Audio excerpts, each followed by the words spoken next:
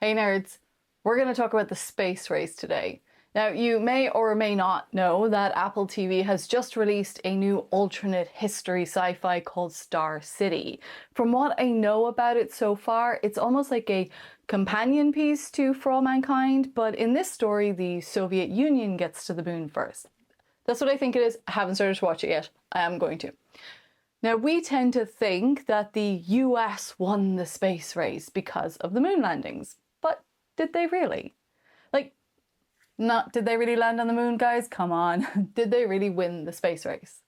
There's a lot of news at the moment about NASA's plans for the coming years. They want to have a moon base by 2030, nuclear reactors on the moon by then as well. They're ramping up for flights to the moon every 6 months.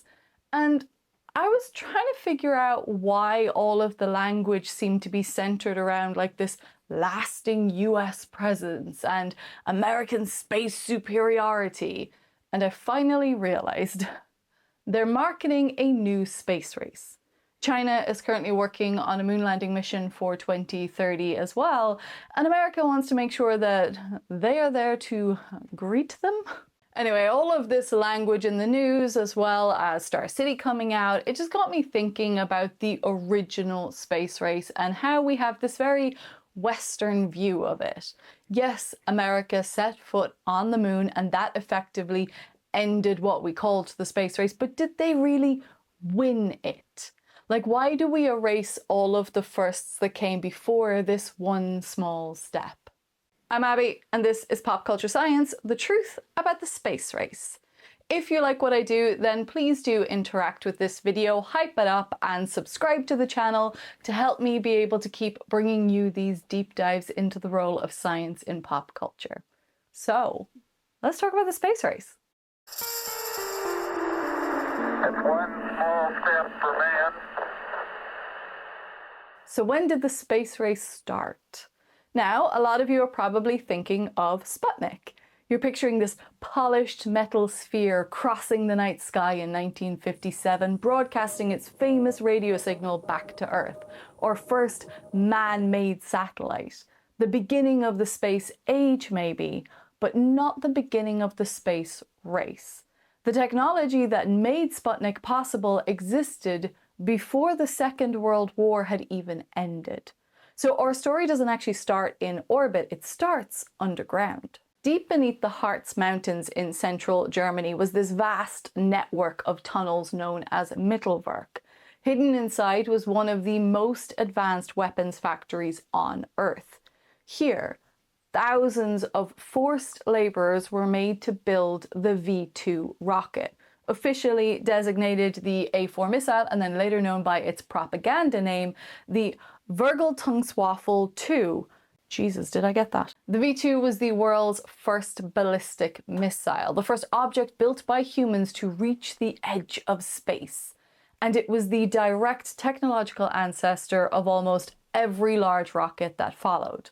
The space race begins with the V2. Now, that is an uncomfortable thing to say because the V2 wasn't built for exploration or for science matters. It was built to deliver explosives onto cities, and it was built using slave labor. The factory at Mittelwerk was supplied by prisoners from the nearby Mittelbau-Dora concentration camp. Tens of thousands of people passed through the camp system. Many of them died from starvation, disease, exhaustion, beatings, or execution. Conditions were so horrific in this camp that by some estimates, more people died building the V2 than were ever killed by the rocket itself. This is the reality behind one of the most important technologies of the 20th century. The rocket that would eventually lead humanity into space was born inside one of the darkest chapters of human history. Now, when Nazi Germany collapsed in 1945, both the United States and the Soviet Union immediately recognized the significance of what had been built there. The truth is that neither side was thinking about the moon or space exploration or anything like that at the time. They were thinking about power.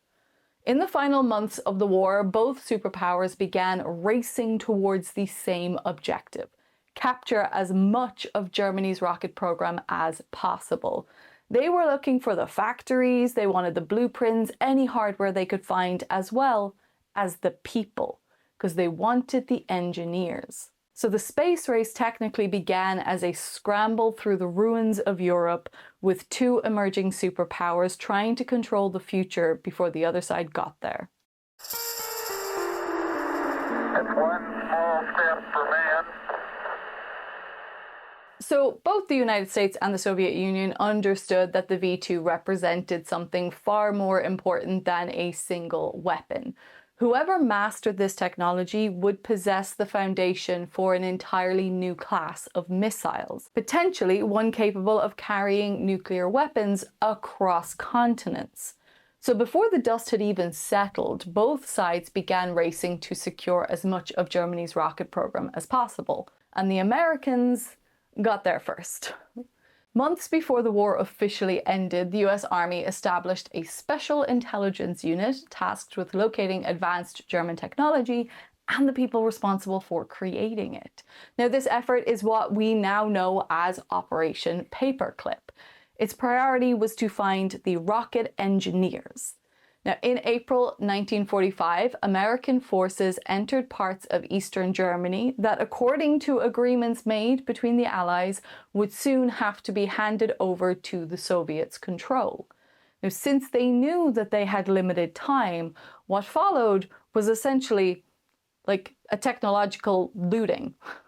They stripped the factories down, they boxed up any documents that they found, and they loaded all of the missile components onto trains, basically dismantling and transporting entire research facilities. Now, among the engineers that they managed to capture was Wernher von Braun. What's interesting is that today von Braun is celebrated as the architect of the Saturn V and one of the most influential figures in American rocketry. But in 1945, von Braun was a member of the Nazi Party. He was an officer in the SS, and he was one of the senior figures associated with the V2 program.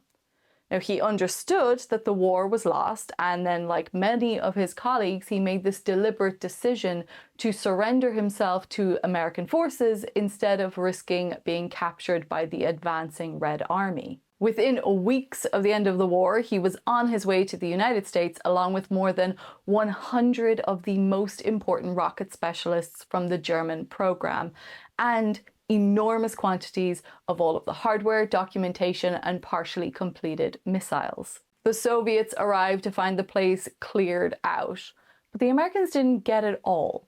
Now, they had enough to have a head start for sure, but the Soviets were also able to recover some of the facilities and some engineers. But more importantly, they already had Sergei Korolev. Now, Sergei Korolev was a Soviet aircraft designer, and in 1938, during Stalin's Great Purge, Korolev was arrested and accused of anti-Soviet activities. He was sent into the Gulag system, where for 6 years he endured imprisonment, forced labor, and conditions that nearly killed him. Eventually, his engineering expertise led to his transfer to a special prison called the Central Design Bureau 29.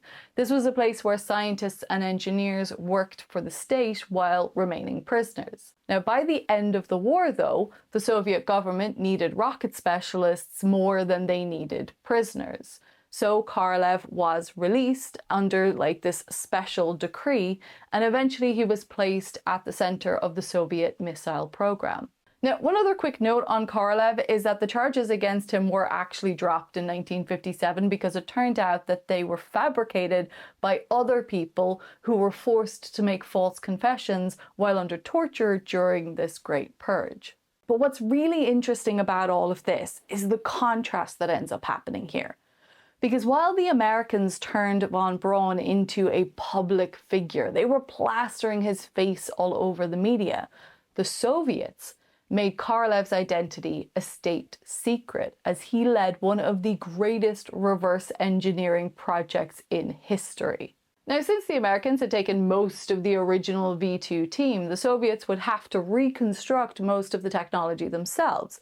They needed to try to understand how it all worked and then make the improvements that were needed, and then build an entirely new generation of rockets, ones that were capable of carrying a nuclear warhead from the Soviet Union to the United States.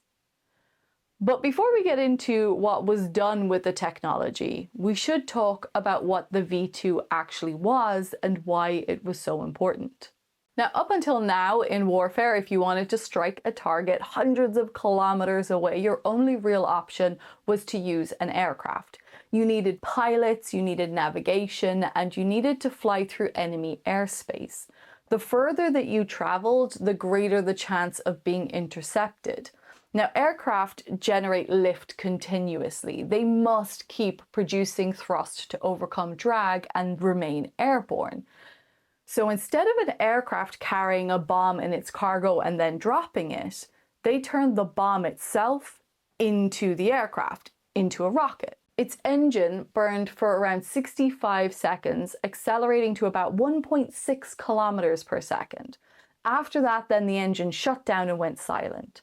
The rocket coasted upwards, reaching altitudes of around 80 to 90 kilometers before gravity eventually pulled it back down towards Earth, acting like a giant projectile following this ballistic trajectory. The same equations that would describe how a cannonball will fire out and go in an arc describe the motion of the V2.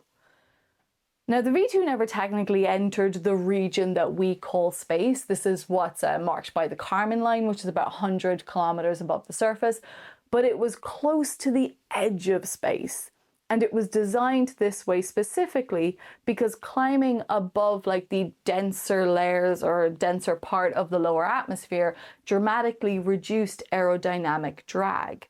So instead of fighting against the air for its entire journey, it spent most of its flight coasting through extremely thin air before then diving back towards its target. This all made it incredibly difficult to defend against. The V2 returned to Earth at well over Mach 3, so by the time radar detected it, there was essentially nothing anyone could do. Fighter aircraft couldn't catch it, anti-aircraft guns couldn't reach it. In a lot of cases, people heard the explosion that it caused without ever hearing the rocket because it was traveling faster than the sound that it was creating. Now, from an engineering perspective, the V2 was looking at a few different problems simultaneously. So it used one of the first practical large liquid fuel rocket engines burning liquid oxygen and ethanol. It used turbo pumps that were capable of feeding propellant into the combustion chamber at enormous flow rates. It used gyroscopes and an inertial guidance system that could keep the rocket pointing in the correct direction without any external input. And it used engineers to understand something that barely existed as a discipline at the time: high-speed aerodynamics. These are exactly the same kinds of engineering problems that would later have to be solved for spaceflight. The V2 wasn't an orbital rocket, it wasn't even close. Orbital velocity is about 7.8 kilometers per second, almost 5 times faster than the V2 could manage, but it proved something foundational. A rocket could survive powered flight through the atmosphere. It could coast through the edge of space, and it could deliver a payload hundreds of kilometers away without a pilot.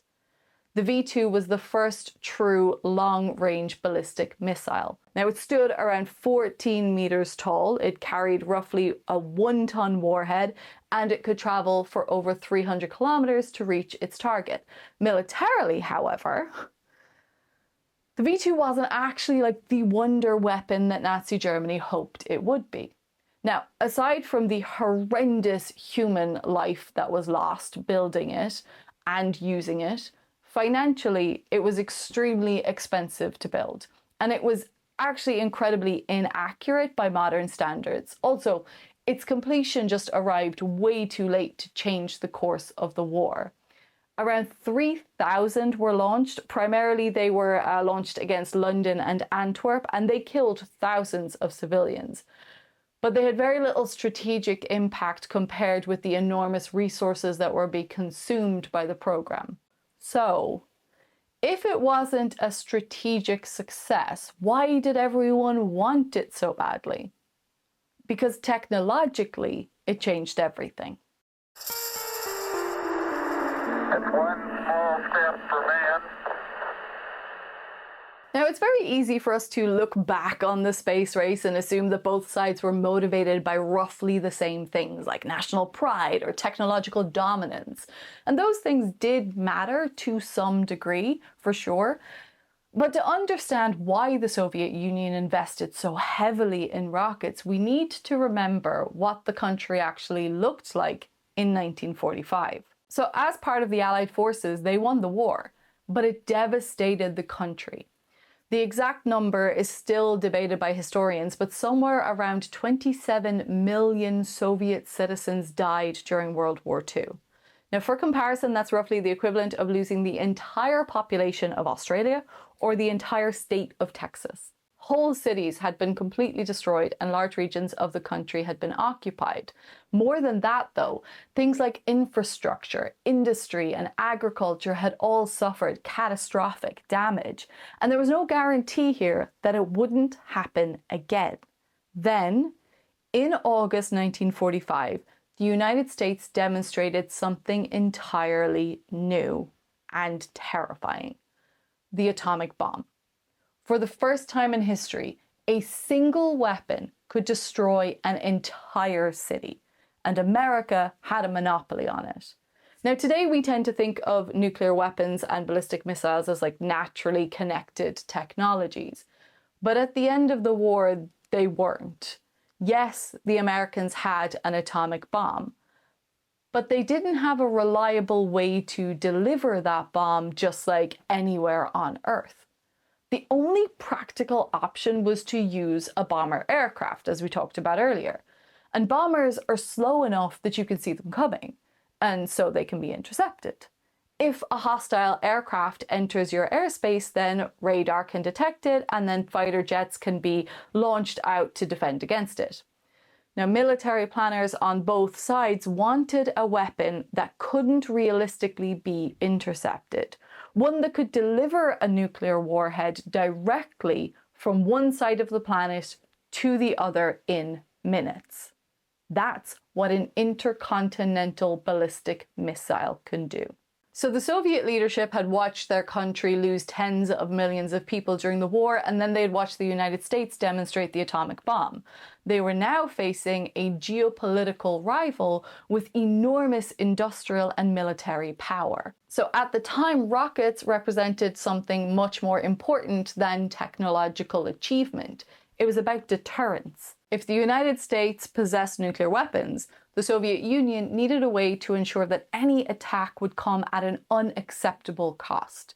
If a missile was going to act as a nuclear deterrent, it had to be able to reach the United States. That meant traveling not hundreds of kilometers, but thousands. And that wasn't simply a matter of just making the V2 bigger. For the Soviet Union, that became the R7-Semyrka. Officially, it was the world's first intercontinental ballistic missile. The first challenge was payload.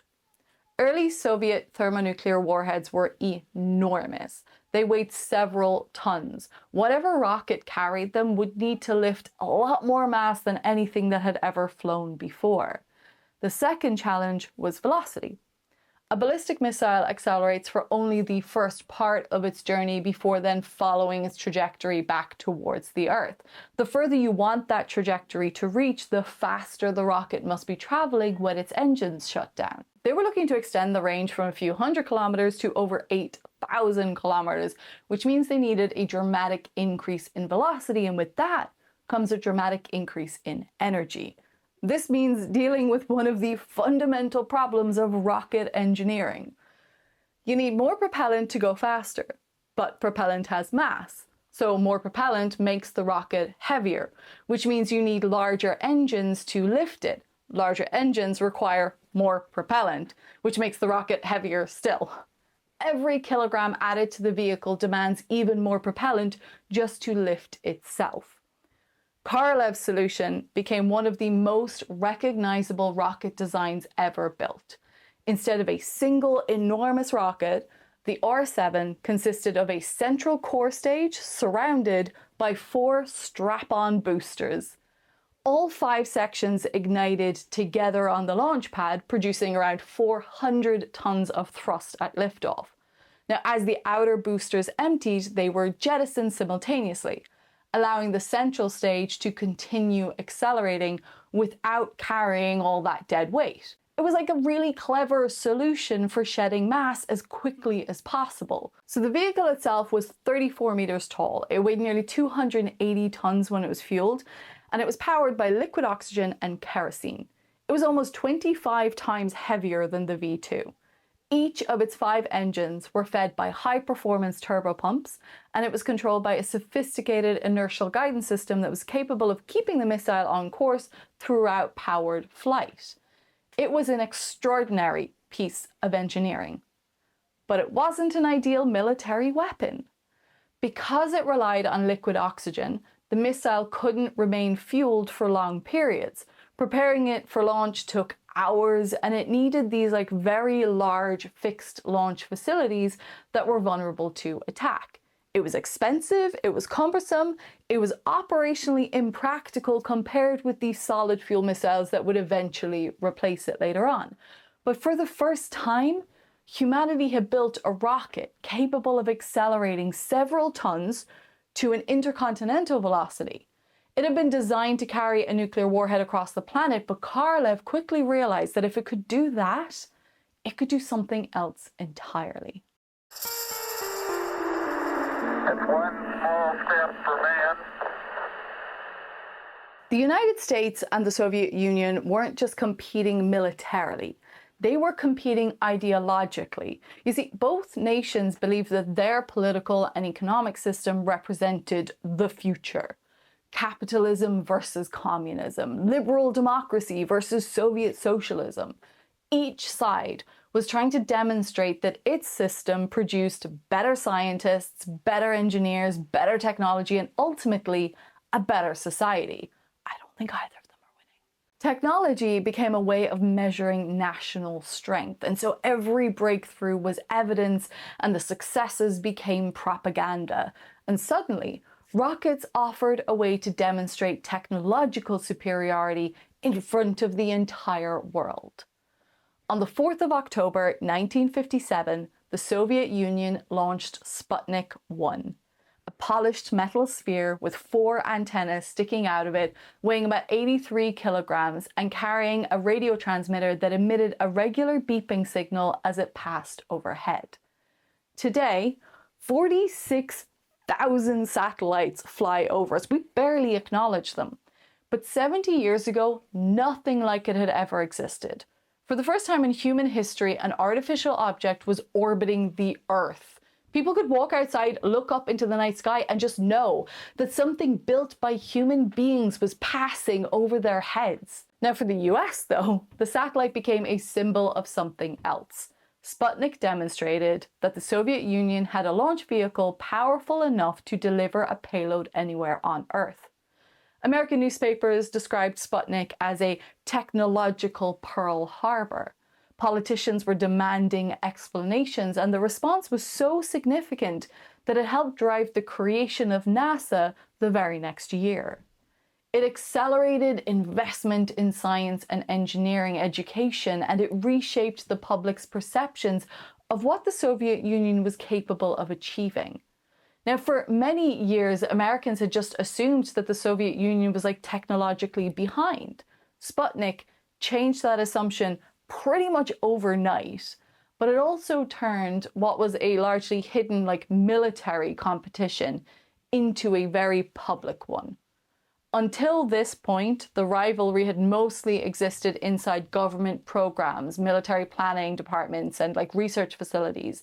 Now the entire world could see it, and that created a visible scoreboard. It became the space race. And for the next few years, the Soviet Union just kept racking on up those points. Only a month after Sputnik, they sent up Sputnik 2, carrying Lake of the Dog. Now, Look, Leica had never had any prospect of returning safely to Earth, but if I talk about it too much, I will start to cry, so we're just going to move on. From a technical perspective, the mission demonstrated that you could put a living creature in orbit. Then, on the 12th of April 1961, Yuri Gagarin climbed aboard Vostok 1 and became the first human being to travel into space. It is difficult to compare that achievement to anything today because we live in a world that Gagarin helped to create.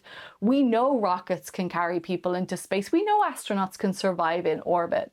But at the time, there were still legitimate questions about whether a human being could function in space at all. Like, nobody knew how weightlessness would affect the body. Nobody knew how a person would respond psychologically to just seeing the Earth from orbit.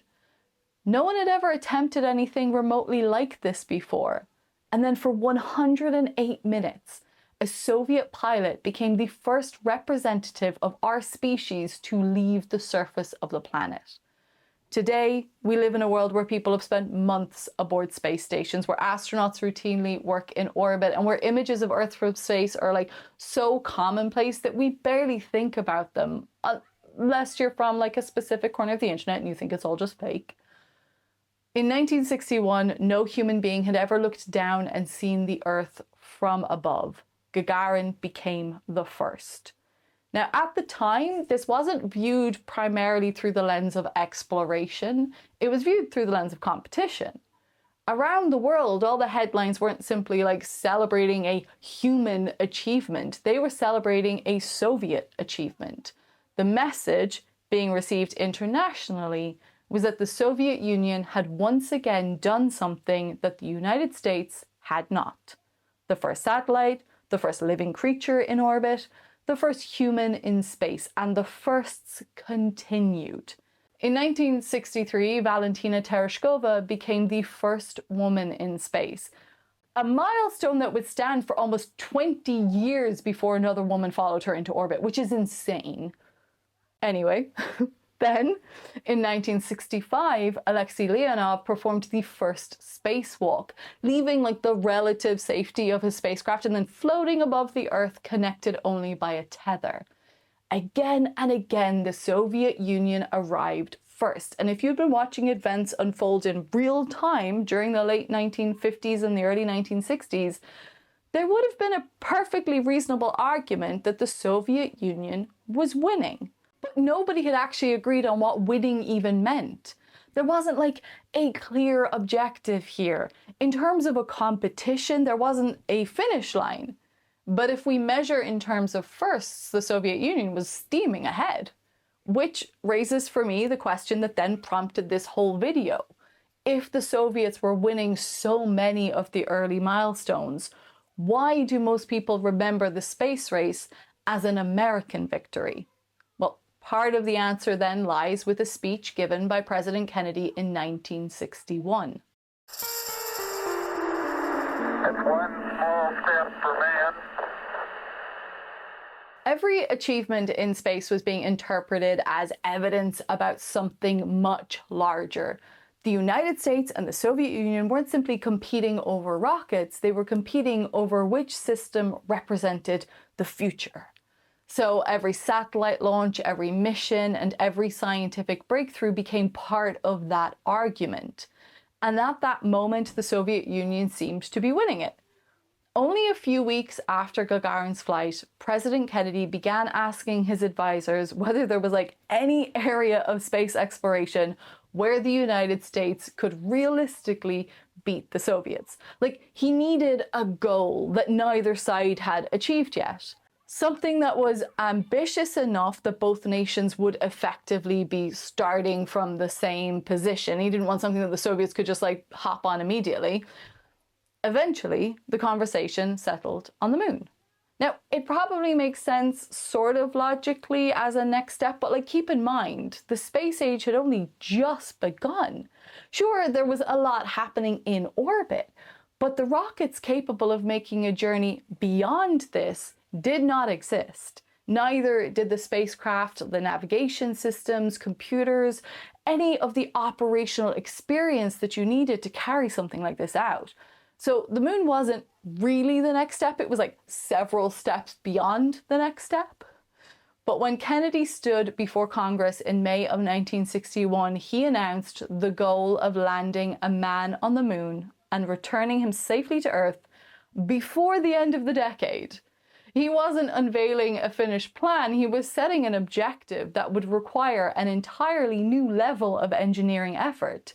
It's easy to look back at the moon landing and see it as like the conclusion of the story. But before Apollo became a success, it was a major gamble. The United States was committing itself to one of the most ambitious engineering projects ever attempted without knowing if it would actually work. Now, over the following years, hundreds of thousands of people would contribute to the program. Entire industries were created and then expanded around this challenge. And while all of that was happening, the Soviet Union wasn't just standing still. The Moonshot was the first time that both sides were chasing the same goal. And for nearly a decade, this dominated everyone's minds. So, Kennedy announced the Moonshot in May 1961, but the problem was that nobody actually knew how to do this. Getting into orbit was already pretty difficult, getting to the moon was an entirely different challenge. Like, the moon sits almost 400,000 kilometers away. A spacecraft heading there has to leave Earth's gravitational influence, navigate through deep space, enter orbit around another world, land safely, launch again from the lunar surface, rendezvous with the spacecraft, and then it has to travel back home and survive the re-entry into Earth's atmosphere at speeds way faster than anything experienced before. And obviously, those things had never been attempted. Systems had never even been tested to do any of this. And yet both superpowers had now committed themselves to solving the same problem in a relatively short period of time. Now, in some ways, the story of the race to the moon becomes the story of two men. Wernher von Braun in the United States, Sergei Korolev in the Soviet Union. By this point, both men had already shaped the space race. Von Braun had arrived in America through Operation Paperclip and became one of the central figures in the American rocket program. Korolev had overseen the development of the R7, Sputnik, and Gagarin's flight into orbit. The race began with the V2, and now two men whose careers had been defined by the legacy of that rocket found themselves leading humanity's attempt to reach another world. By the mid-1960s, both the United States and the Soviet Union knew how to reach orbit. But getting to the moon was an entirely different problem. Orbiting the Earth means traveling at around 7.8 kilometers per second. Escaping the Earth's gravity well and heading towards the moon needs a hell of a lot more energy. The Apollo spacecraft would need to reach a velocity of almost 11 kilometers per second, so they designed the biggest rocket ever built. Standing 110 meters tall and weighing almost 3,000 tons when fully fueled, the Saturn V remains one of the most powerful machines ever constructed. And more than 94% of the mass wasn't the rocket. It was the propellant.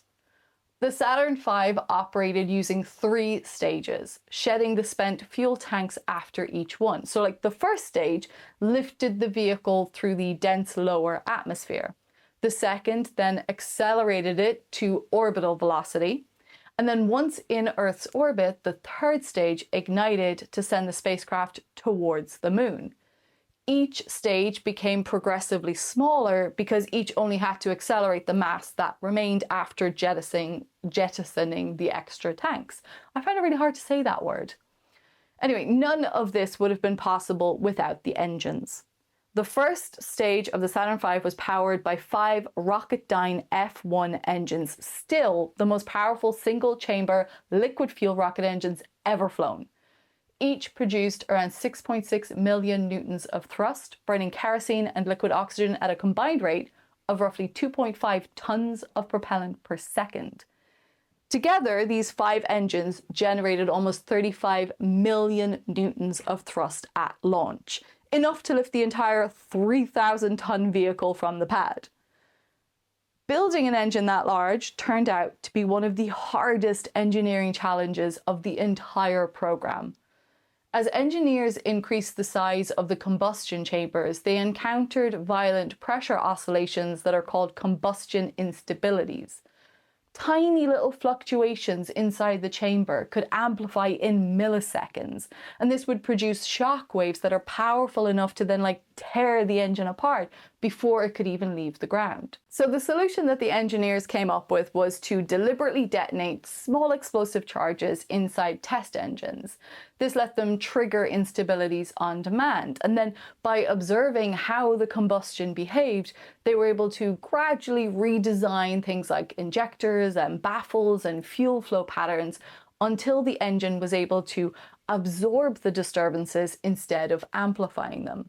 Now, photographs don't really convey the scale of the rocket. When we look at footage of a Saturn V launch, it appears as if it's rising slowly from the pad. It's because the rocket is so enormous that our brains struggle to judge its motion. But within minutes, it would accelerate to thousands of kilometers per hour and place astronauts on a trajectory towards the moon. The Soviet Union, on the other hand, had a different solution for their engine. Their lunar rocket was known as the N1. Now, on paper, the two rockets actually were fairly similar. Both of them were about 100 meters tall, both of them weighed around 3,000 tons at launch, and they both relied on multiple stages to accelerate the payload beyond Earth's orbit. But beneath the surface, the Saturn V and the N1 were built around very different propulsion systems. As I said, the first stage of the Saturn V used 5 enormous F1 engines. But Korolev had no kerosene-fueled engine of comparable size available for the N1, and the Soviet designer most capable of developing one was Valentin Glushko, the country's leading specialist in large rocket engines. Korolev and Glushko, now they'd worked together on earlier Soviet missiles, but by the time the lunar program began, their relationship had broken down. Part of the dispute concerned propellants. Korolev wanted the N1 to burn kerosene and liquid oxygen, but Glushko favored hypergolic propellants. These are ones that ignite when they're brought into contact with one another, and they can be stored inside a missile for much longer than cryogenic liquid oxygen. That makes them really useful for military rockets that might need to be launched at short notice, and Glushko had already developed powerful engines using them. But Korolev didn't want to use them for a crewed lunar vehicle. You see, hypergolic propellants are highly toxic and they're corrosive. And the combination that Glushko proposed actually had a poorer performance than what kerosene and liquid oxygen could achieve. The disagreement also became entangled with a much older personal conflict between the two men.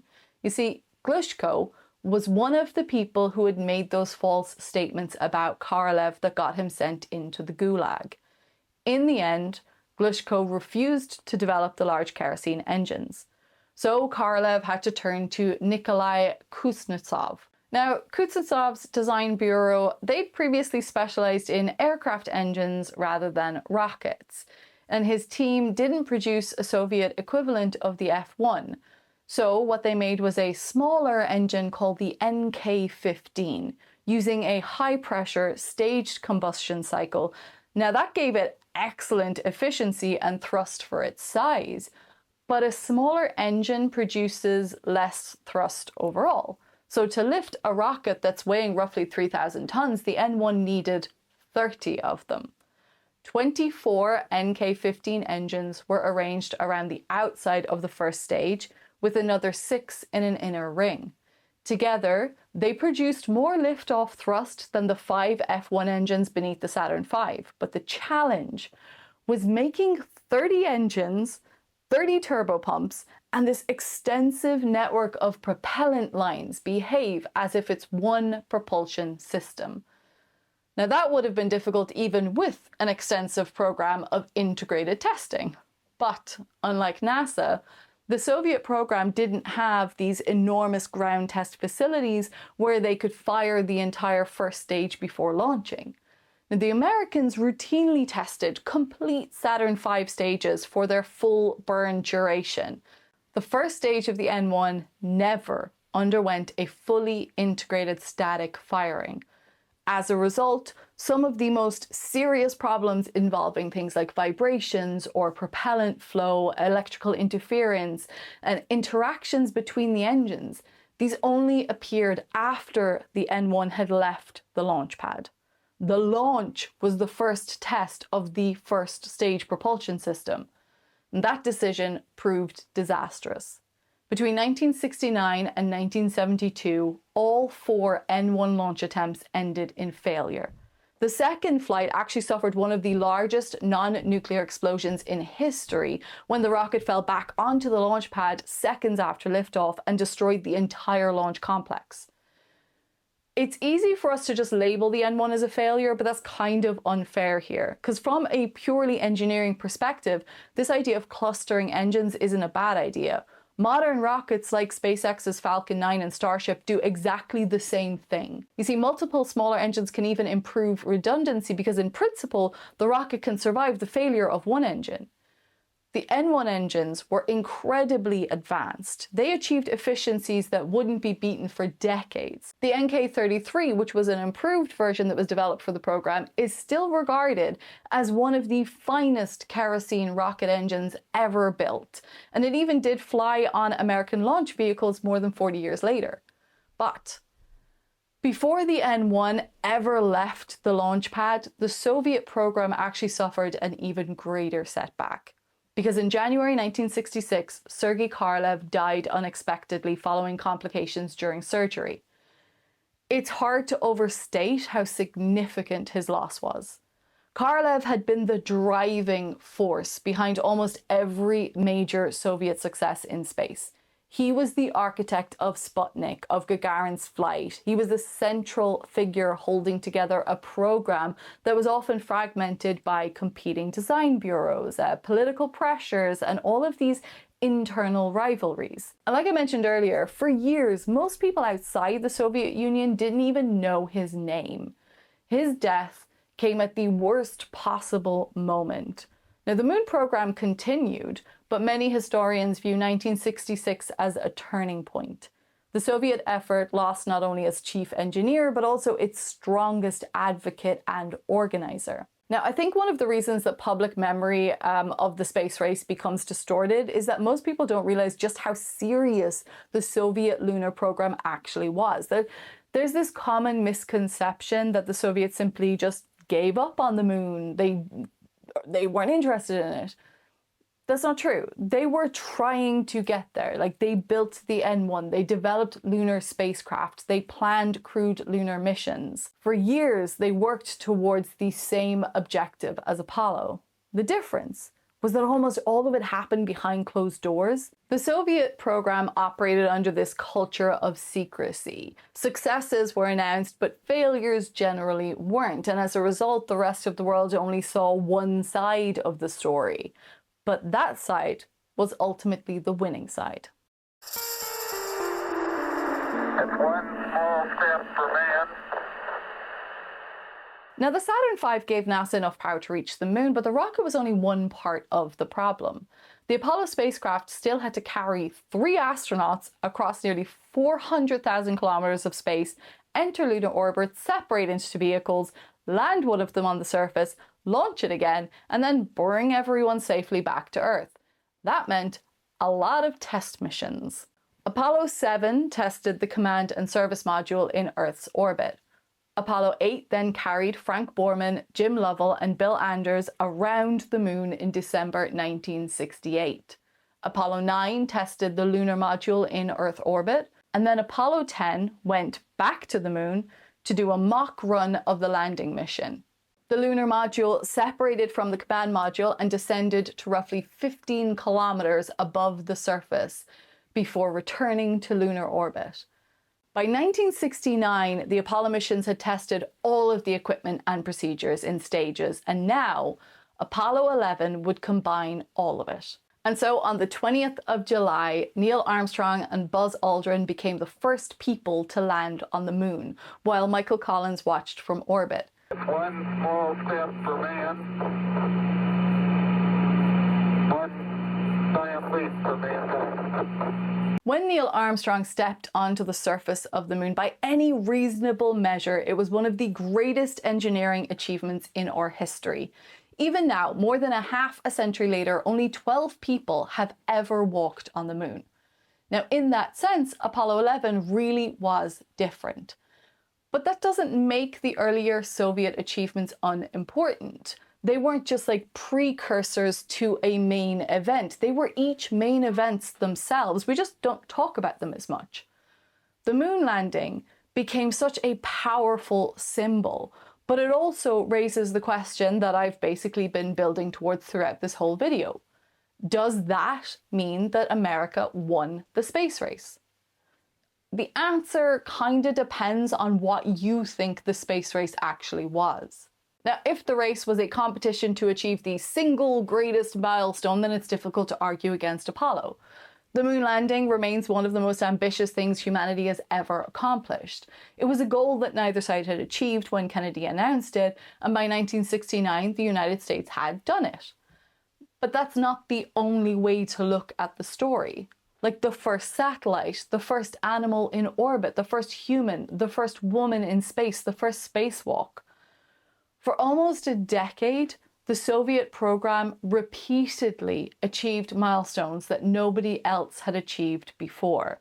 Genuine firsts that fundamentally changed what humanity was capable of doing.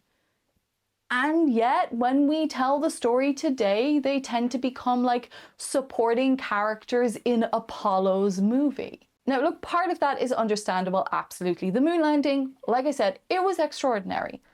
But part of it also comes from the way that we naturally remember history. Like, we like stories with endings. We like stories that have clear winners and a nice, neat conclusion. But real history is usually much messier than that. Now, the moon landing didn't end the Cold War. It didn't end space exploration. It didn't even end the Apollo program. After Apollo 11, there were 5 more successful lunar landings. Astronauts spent longer on the lunar surface. They traveled further from their landing sites and they carried out increasingly sophisticated scientific experiments. By Apollo 17 in 1972, astronauts were driving electric rovers across the lunar landscape and returning hundreds of kilograms of samples to Earth. The strange thing, though, is that public interest was already completely fading. Apollo 11 had been watched by hundreds of millions of people. It was a singular moment in human history. But once the impossible had been achieved, the following missions struggled to capture that same attention. Like, the second moon landing is still an extraordinary achievement. It's just difficult to compete with the first. Now, at the same time, the enormous cost of Apollo was becoming harder to justify politically. Like, at its peak, NASA consumed around 4% of the federal budget. The United States was now dealing with the Vietnam War. They had domestic political tensions and there was growing economic pressures. The political environment that had made Apollo possible in the first place back in the early 1960s, that was beginning to disappear. And like the original objective, well, that had already been achieved. Kennedy's challenge had never been to establish a permanent presence on the moon. It had simply been to land a man there and return him safely to Earth before the end of the decade. That goal had now been accomplished. Meanwhile, the Soviet lunar program was running out of options. The N-1 rocket failed on all 4 of its launch attempts. Korolev was gone. Resources were increasingly being directed elsewhere. But the competition didn't disappear. Now, we all think it just kind of like ended, but it actually just changed direction. Instead of trying to reach the moon, both superpowers now began focusing on something a little bit closer to home, living and working in space for extended periods. The Soviet Union in particular became extremely successful in this area. The Soviets would go on to pioneer many of the technologies and operational techniques that were needed to make long-duration spaceflight possible. They launched the world's first space station, Salyut 1. It was designed to spend 6 months in orbit, and despite being a success and another first for the Soviets, it ended tragically when the crew died due to the sudden depressurization of their Soyuz 11 spacecraft shortly before re-entry into the Earth's atmosphere. Now, in 1986, they began building the Mir space station. This remained continuously occupied for 4,592 days and became one of the most important labs ever placed in orbit. It wasn't about reaching space anymore, it was now about staying there. The political relationship between the two nations was also changing. Like, the early decades of the Cold War had been characterized by this intense confrontation, but by the 1970s, there was an attempt to reduce tensions between them. And in 1975, an American Apollo spacecraft docked with a Soviet Soyuz spacecraft. For the first time, astronauts and cosmonauts met in space as partners. That's incredible when you think about where this story began. The space race started in the ruins of Nazi Germany, with both nations scrambling to capture rocket technology before the other side could. 30 years later, their spacecraft were physically docking with one another in orbit. Now, that doesn't mean that the competition vanished overnight, of course not, but it does mark a moment where the story changes. The race that defined the first decades of our space age was over. The political, technological, and strategic conditions that created the space race no longer existed in the same form. And for decades afterwards, it really seemed as though humanity had entered into a different era of spaceflight. One that was built more around cooperation instead of competition. At least that was the assumption. Because recently, some of the language surrounding space has started to sound familiar again. It's one small step for man.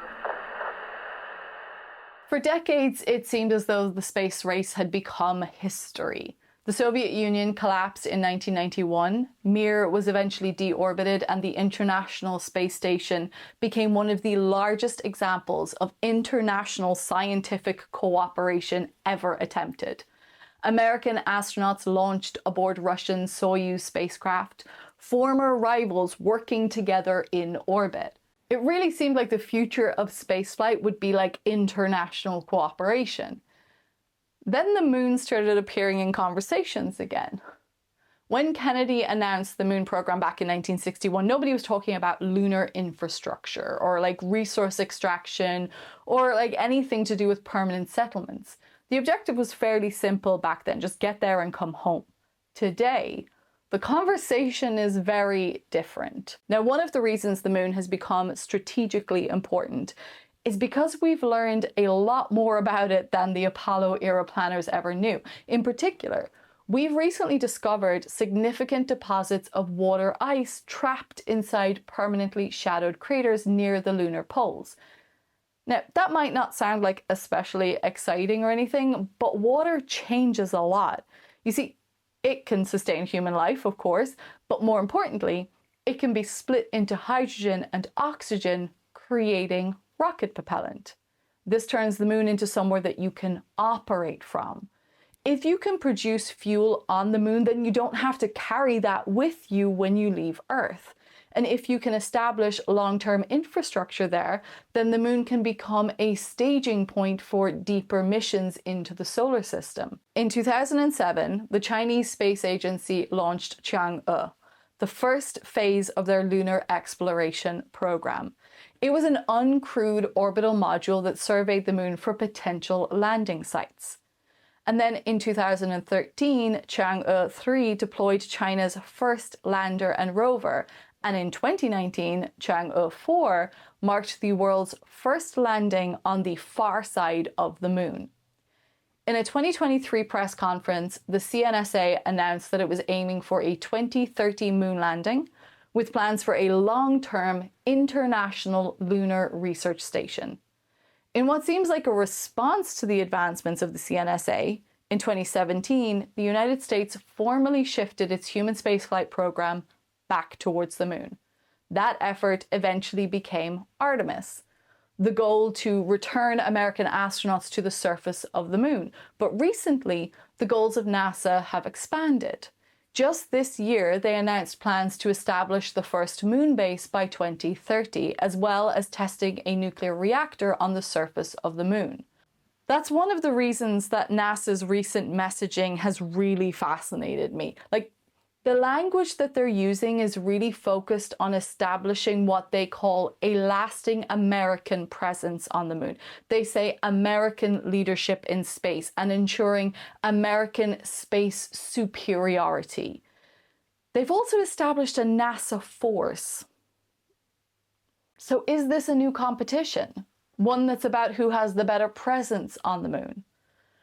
Of course, there are enormous differences between today and the Cold War, and international cooperation is a lot more common. Private companies now play a major role in spaceflight, but scientific collaboration continues across national boundaries, and information also moves a lot more freely than it did back in the 1960s.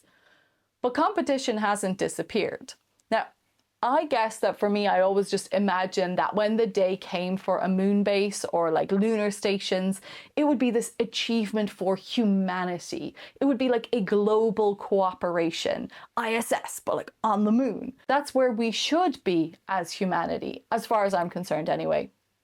I would just hate to see us regress, and I wonder what it will mean for all of the progress that we've made so far.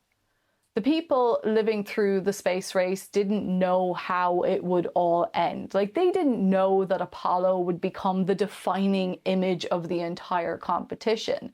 They experienced it all as a sequence of achievements, all unfolding in real time, each one just expanding humanity's presence beyond Earth a little bit further than before. Apollo succeeded because an enormous number of things went right.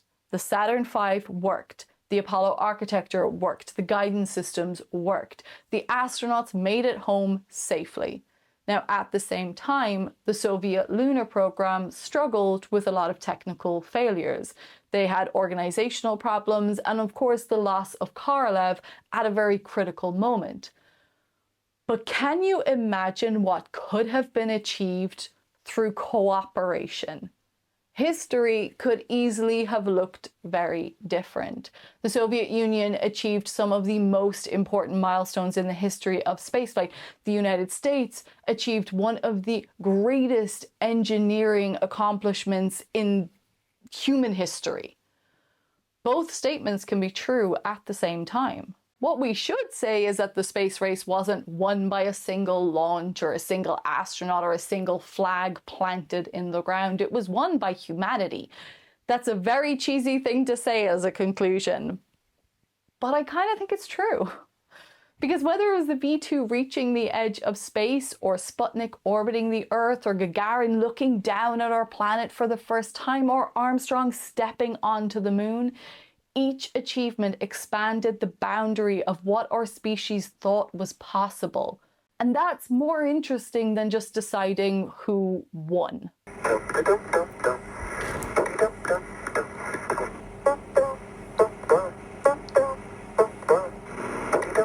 That's made me feel very History Channel. What did you think of this deep dive? How do you feel about what's happening today with the moon missions and the language around it? Do you know what's happening in other space programs, or do you feel dominated by NASA? I do for sure feel like I only ever hear about NASA. Now, every now and then I'll hear a bit about ESA, but it's weird, I'm Irish living in the UK and I just know so much more about NASA. Maybe it's time to just go and learn a little bit more. But let me know what your thoughts are, and if this is the first time you're seeing me, I'm Abby, I'm a physicist, and I like to talk about the science of science fiction and some of the big questions in science. If you did enjoy this, then please do subscribe. I also do post shorter explainer and review videos as and when, and with a deep dive once a month. And you can also check out my Nerd Exchange podcast, where I talk to scientists, artists, writers, anyone really, just about the things that they like to get nerdy about. I also have a Patreon that has both free and paid content if you want to join the Nerd Club. I really do appreciate all of the members for helping me to continue to do this. So thanks, you guys. If you like this video, you might like my deep dive into the Expanse's fusion rockets, or you can check out the full playlist here. If you have any deep dive requests, then please do drop them in the comments, and stay nerdy.